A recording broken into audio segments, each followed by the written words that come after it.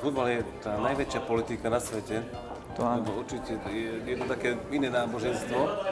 A my sme aj tak radi teda, že Prešov sa vrátil do extraligy a pevne veríme, že priebehu 2-3 rokov sa vráti aj na špičku tejto extraligy. Uvažujete, že sa vrátite časom na Slovensko, alebo? Určite, po ukončení kariéry určite sa chcem vrátiť.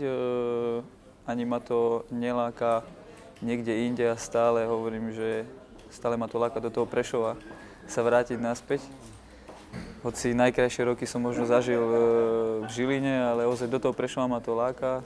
Tam sa chystám žiť po kariére, dá sa povedať.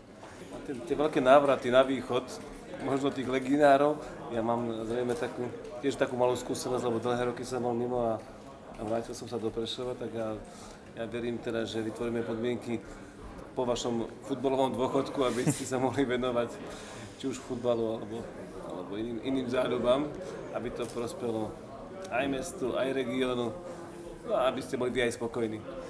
Ďakujem, dúfam aj ja, že keď sa vrátim, že to bude krajšie mesto, ako je teraz, hoci je to mesto ozaj veľmi pekné, to centrum.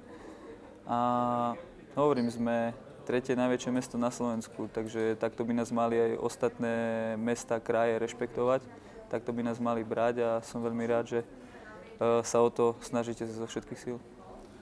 No, je potrebné, že by Prešov spolu aj s celým krajom, pretože sme najkrajší región, bohužiaľ sme najchudobnejší, no zmeníme to. Ja sa pokúsim, aby ste vzorom. Dobre, budem veľmi rád, keď to tak bude.